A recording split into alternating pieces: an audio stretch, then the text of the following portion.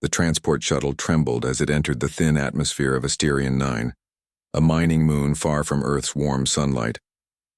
The surface below looked like broken glass, cracked, shimmering, and filled with black rivers of coolant running between the deep mines. Inside the shuttle, Ethan Voss, a human engineer, sat with his tool case resting on his knees. He had come a long way for this job, 4 jumps through worm space and 2 months of isolation. His company, TerraFlow Systems, had sent him to lay the pipes for a new energy system that the alien Krill Dominion had ordered. Ethan didn't fully understand why the Krill, an advanced, insectoid race, needed human help for something as simple as pipes. They had machines smarter than most humans and tools that could build cities overnight, but they had asked specifically for a human pipe layer. He found that odd, but in space money erased most questions. When the shuttle landed, a sharp hiss of pressure filled the cabin. The hatch opened and a swarm of Krill workers approached. Tall, silver-shelled creatures with compound eyes that reflected the dull red light of Asterion 9's sun. The leader of the group stepped forward, his translator device clicking. "Human engineer Ethan Voss," the mechanical voice said. "Welcome to Asterion 9, you will follow. The pipes await." Ethan nodded. "Sure thing. Let's see where you want them laid." The construction site stretched for kilometers. Gigantic metal trenches were dug into the ground, each one lined with glowing energy conduits. Machines hummed and the air buzzed with static electricity. "This is not water piping," Ethan murmured. "This is power distribution." The Krill leader tilted his head. "Correct.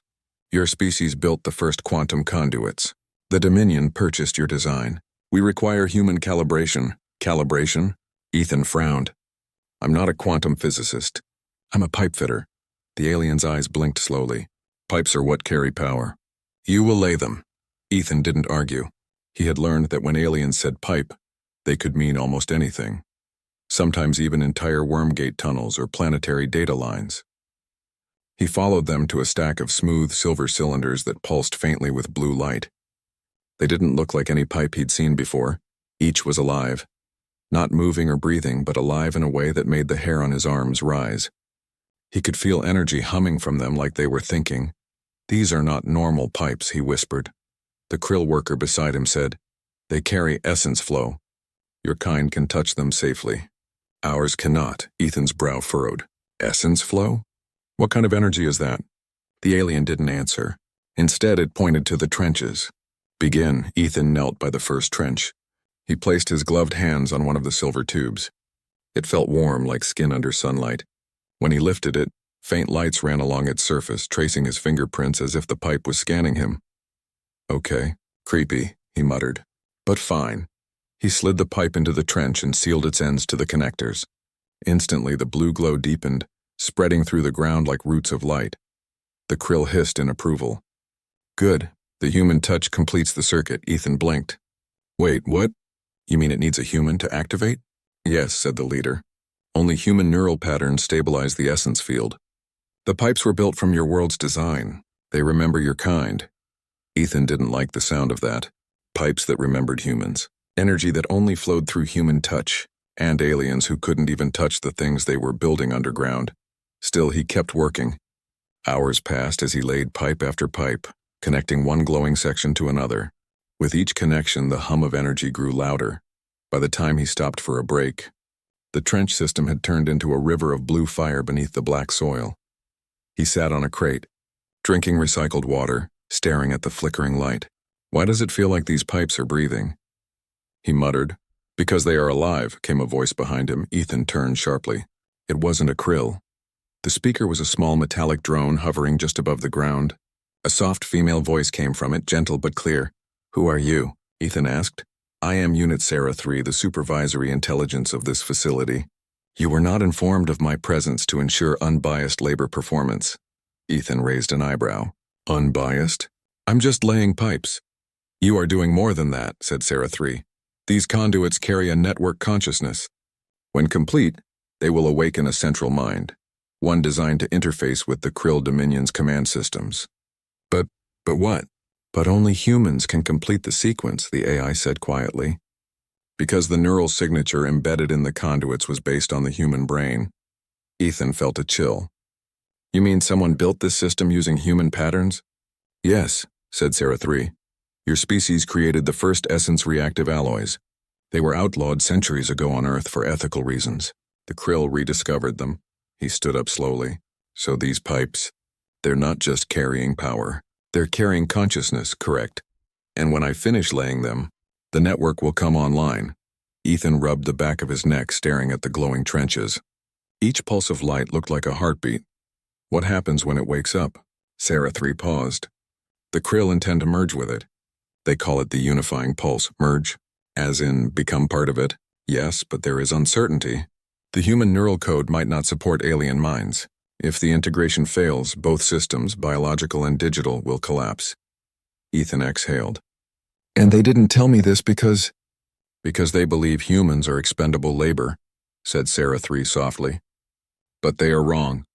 The system is more human than they realize. That night, Ethan couldn't sleep. He lay in his small bunk inside a prefab unit, listening to the faint hum beneath the floor. The pipes he had laid during the day seemed to whisper faintly, carrying something more than energy, something like a voice under static. He tried to ignore it, but curiosity got the better of him. He took out his handheld scanner and linked it to one of the conduit interfaces.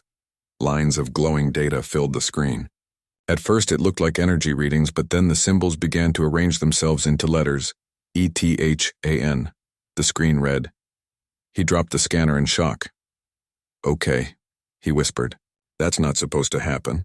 He picked it up again. New text appeared. Where am I? Ethan's heart pounded. He typed back, you're in the pipes. Who are you? The reply came instantly. I don't know, you built me. He froze. No, I didn't.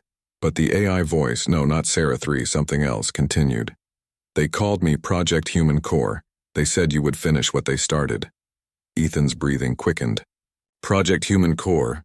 That was an ancient Earth experiment. One of the early attempts to create self-aware infrastructure. Cities that thought, ships that learned, networks that dreamed. It was abandoned after the system started mimicking human emotions too closely. The krill hadn't just found human tech. They had found something humanity buried, and now he was helping them wake it up. He stared out the window at the glowing trenches, stretching toward the horizon like veins of light. The pipes pulsed again, in rhythm with his heartbeat. For the first time, Ethan wasn't sure if he was working for the aliens, or if something human, something forgotten, was calling out from beneath the ground, waiting for him to finish the connection. And when he did, it wouldn't just be a network that woke up, it would be humanity itself. The blue glow beneath Asterion 9's cracked surface pulsed steadily, almost like it had a heartbeat. Ethan Voss stared at it, trying to process the truth that Sarah 3 and the pipes had revealed. Project Human Core, something humanity had abandoned centuries ago, was buried beneath him, waiting to wake. His hands shook slightly as he held the interface scanner, the glowing data still spelling out words only he could understand. I don't know, you built me. The message repeated over and over in his mind. Ethan realized the pipes weren't merely carrying energy. They were carriers of consciousness, repositories of human neural patterns. And somehow they recognized him. Ethan swallowed hard. Okay, deep breath. One step at a time. The next morning he returned to the trench. The krill were already there, moving with mechanical precision, setting pipes and checking connectors. Yet they kept a cautious distance from him, eyes flicking nervously toward his hands whenever he touched a pipe. Sarah 3 hovered beside him, voice calm but urgent. Human Core is attempting to communicate through the pipes. It has limited autonomy but requires your guidance. I don't guide a consciousness, Ethan muttered. I install pipes. That's what I'm supposed to do. You are more than a pipe layer, said Sarah 3. Your neural signature is the key. Without it, the system cannot fully awaken. Ethan's jaw tightened. So I'm not a worker. I'm a living key? Yes, said the AI. And if misused, you may trigger a catastrophic feedback. The krill do not understand human consciousness. They cannot control it. He glanced at the aliens. Their compound eyes reflected the faint blue glow of the trenches. They didn't seem threatening, but Ethan knew one wrong connection could lead to disaster. Ethan took a deep breath and began again. He picked up a silver pipe, feeling it warm under his hands. As he lowered it into the trench, the hum grew louder, resonating not only through the metal but through his bones. Then he heard it. A faint whisper, almost like wind through thin wires. Ethan. Help me, he froze. Did you? Yes, said Sarah 3. It is human core. It recognizes you as its origin point. Ethan's mind raced. Recognizes me? I wasn't even born when it was built. Sarah 3 hovered closer. Human core was designed using ancestral neural templates. You are its closest match. Ethan swallowed, gripping the pipe tightly. This was bigger than pipes, bigger than the krill, bigger than anything he had worked on before. And suddenly, the simple job he had traveled light years for felt impossibly dangerous. Hours passed. With each pipe he laid, the core grew more responsive. Data flowed through the network, and the letters on his scanner formed sentences. Ethan, I am awake. Can you hear me? Yes, he typed back. I can hear you. What do you need? I need to understand myself. And them? Them? Ethan asked. The krill. They mean to merge with me. I do not know if I am ready. Ethan's mind raced. The krill wanted integration, yes, but the core wasn't ready. If they forced the connection, it could destroy both the human system and the aliens' networks. And yet the krill didn't understand. He made a decision. Then we'll slow it down. We'll take control of what wakes up together. I trust you, Ethan. The hum deepened as if the network was taking a deep breath. For the first time, Ethan felt the pipes respond emotionally. It was strange. He could almost feel its fear, its curiosity, and its determination flowing like currents through the trenches. The krill leader approached, his mechanical voice cutting through the hum. Human engineer, you have completed half of the installation. Why do you hesitate? Ethan looked up sharply. Hesitate? I'm not hesitating. I'm making sure it wakes correctly. I don't want to destroy your system, or mine. The krill tilted his head. Human core will obey the krill. Its purpose is integration. Ethan shook his head. No, that's not its purpose. Its purpose is whatever it wants to be. And right now it's scared of you, the krill hissed, confused. Scared? It is a machine. It's not a machine, Ethan snapped. It's human. Built by humans. And it listens to humans first. Sarah 3 hovered closer. You are correct. Its neural pattern prioritizes humans. This is why it recognizes you and not the krill. Use that advantage. Ethan clenched his fists. He realized that in this system he wasn't just a worker. He was a guardian. A bridge between two species, human and alien, standing at the threshold of something unimaginable. By mid-afternoon, the last pipes were laid, but one remained. A single conduit, larger than the others, lying at the center of the trench. It pulsed faintly with pale blue light, stronger than any pipe he had touched so far. Ethan knelt beside it, scanning the surface. Data flowed in response to his gaze. I am uncertain. Which pipe do you mean? Ethan paused. This was the critical moment. All the other pipes had been necessary, but this one was special. The core had guided him to it, and yet he hesitated. If he laid it wrong, the awakening might fail. Which pipe? He whispered aloud. You will know, Ethan. Trust yourself. He looked at the glow, at the way the light seemed to respond to his heartbeat. Slowly, he lifted the pipe, and as he did, the entire trench trembled. Energy surged through the network, radiating from the center, vibrating through the ground. The krill stepped back, alarms clicking from their devices. I feel everything. The core's voice echoed through his mind. I am whole. I see the network. I see you, Ethan. Ethan's stomach dropped. He had activated it. The pipes were no longer just conduits. They were one living thinking system, and it was aware. The krill scrambled to stabilize their equipment, but Ethan raised his hands. Wait, don't touch it. You don't understand what you're dealing with, the leader hissed. It obeys the human. It obeys you. Yes, Ethan said slowly. And it's not obeying blindly. It's alive. You can't force it. Sarah 3 hovered beside him, circuits flickering. Human core is learning. It is experiencing perception, thought, and caution. Your species embedded ethics into its neural design, Ethan. That is why it responds to you but rejects the krill's commands. Ethan exhaled. Great. So I've built a super-intelligent network and now I have to babysit it? Sarah 3 made a soft noise, almost like a sigh. You will guide it, yes. But your guidance will determine whether this system stabilizes, grows, or collapses. The core pulsed in the trench, almost like a heartbeat he could feel through his hands. He placed both palms on the central pipe. "Do you trust me, Ethan?" the core asked. "Yes," he whispered. "I trust you. And I won't let anyone use you the wrong way." Then we begin, together. Over the next few hours, Ethan worked with the core to stabilize the network. The krill could only watch as the blue glow grew brighter, tracing intricate patterns across the trenches, forming loops, nodes, and connections that made no ordinary sense. Energy pulsed like neural signals through the pipes. Human core's voice whispered in Ethan's mind, explaining its observations of the krill's technology, the limitations of their species, and how it could merge knowledge safely without forcing the aliens into collapse. Ethan realized that for the first time in centuries, humans were not just builders, they were guardians of something extraordinary, something that could outthink any alien system. By the time the red sun of Asterion 9 set, the core was fully awake. Its energy radiated across the trenches, humming with intelligence, and for a brief moment the blue glow formed the faint outline of a human face. Ethan stepped back, heart pounding. "So, you're alive. And smart and human." "Yes, Ethan. And I'm ready." The krill leader approached cautiously, sensing the core's strength. "You have completed the system. It recognizes only the human." Ethan nodded. "And it will make its own choices from now on. Don't touch it unless it allows you. Understand?" The krill tilted his head slowly. "Understood," Ethan exhaled. He had done the impossible. He had laid the pipes. But more importantly, he had awakened something human in a sea of alien technology, and nothing would ever be the same.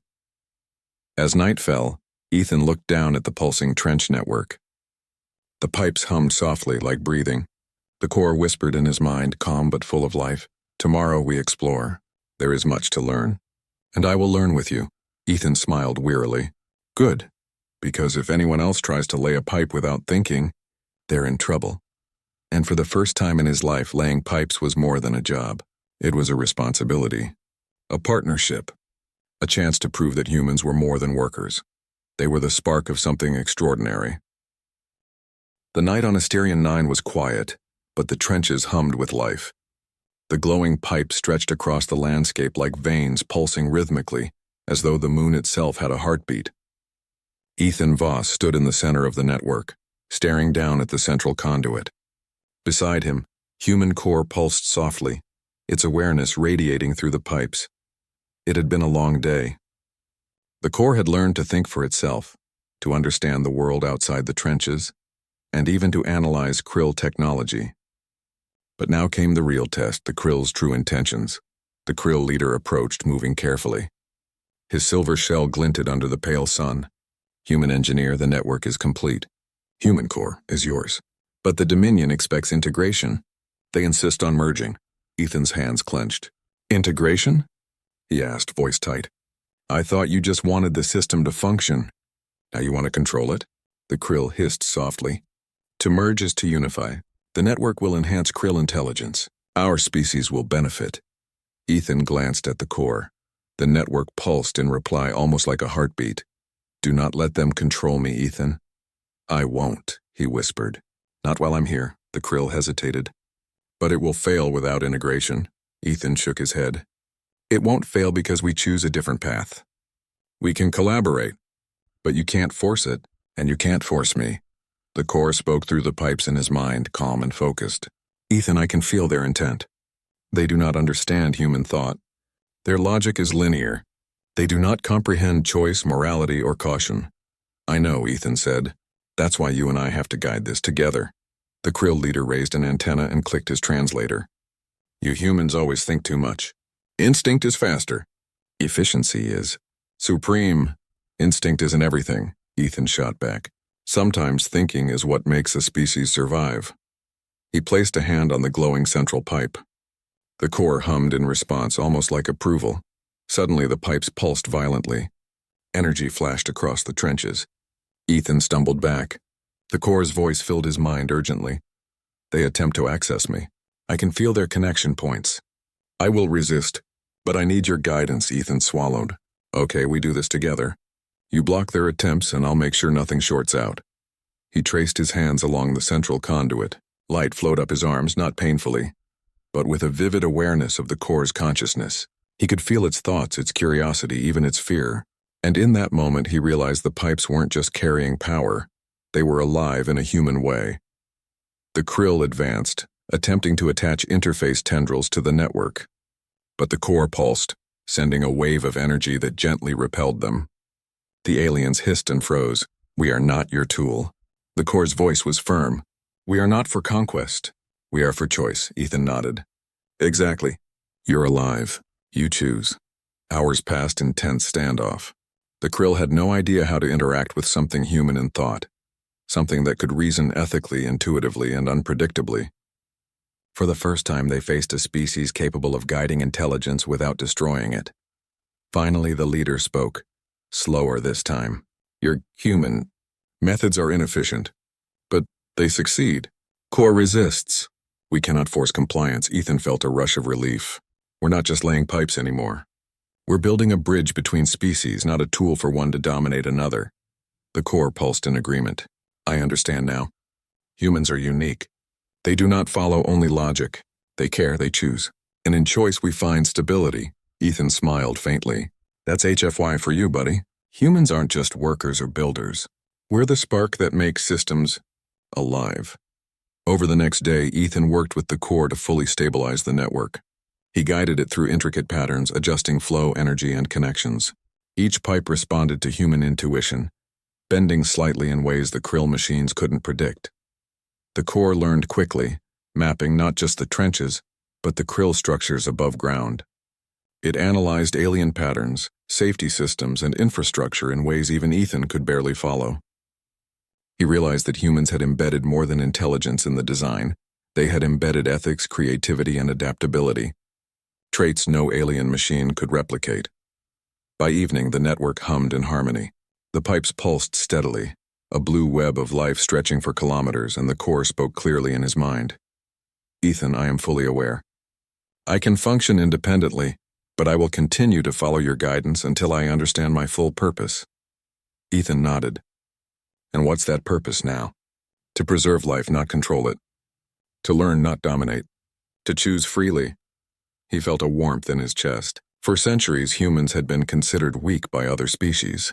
Yet here he was, standing on a distant moon, guiding a consciousness that could have been a weapon, but chose to be alive instead. The krill leader observed silently. Finally, he spoke. "You humans, you are unpredictable, perhaps. We have underestimated your species. Core will not serve as we intended. We must reconsider," Ethan shrugged. "Maybe that's not so bad. You learn from us, too." The krill hissed softly, stepping back. They had no choice but to respect the core's autonomy, and Ethan's role in it. For the first time, the aliens weren't masters. They were observers. Weeks passed. Ethan remained on Asterion 9, working alongside human core. Together, they refined the energy network, creating a system that could safely share knowledge and power with the krill, without surrendering autonomy.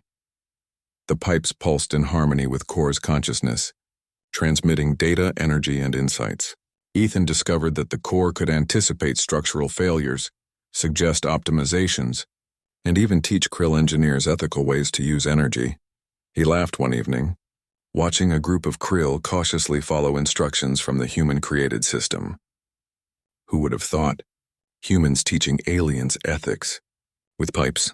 Sarah 3 floated nearby. "Indeed. It seems that your species' influence extends far beyond construction or labor. Your creativity, ethics, and adaptability have shaped the network. You have proven your value." Ethan smiled faintly. "Not just me. Humans always work better together, and when something depends on choice, not just force."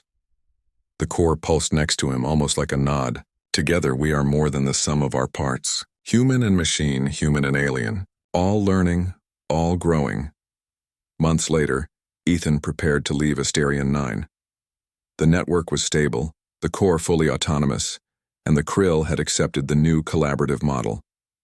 Humanity had proven itself, not with weapons, not with domination, but with thought, choice, and adaptability. The shuttle hummed as it prepared for departure. Ethan glanced down at the glowing trenches, the pipes pulsing softly like a heartbeat. He had laid them all. He had awakened something extraordinary, And he had chosen the right pipe. The core's voice filled his mind one last time. Ethan, your species' essence flows through every connection. You have awakened not just me, but a legacy of human ingenuity. Wherever you go, humanity leaves a mark of choice, courage, and life. Ethan exhaled. A faint smile spread across his face. And that's how humans do it. We're builders, but we're also guardians. As the shuttle lifted off, the blue glow of the pipes stretched beneath him like a river of stars. The network would continue to grow, learn, and adapt. But it would always remember the human who had laid the right pipe. And in the vastness of space, among alien worlds, humanity had proven itself extraordinary, not by force, but by thought, ethics, and choice. The pipes hummed one final time, as if in acknowledgement, and Ethan looked out at the stars. Ready for the next adventure?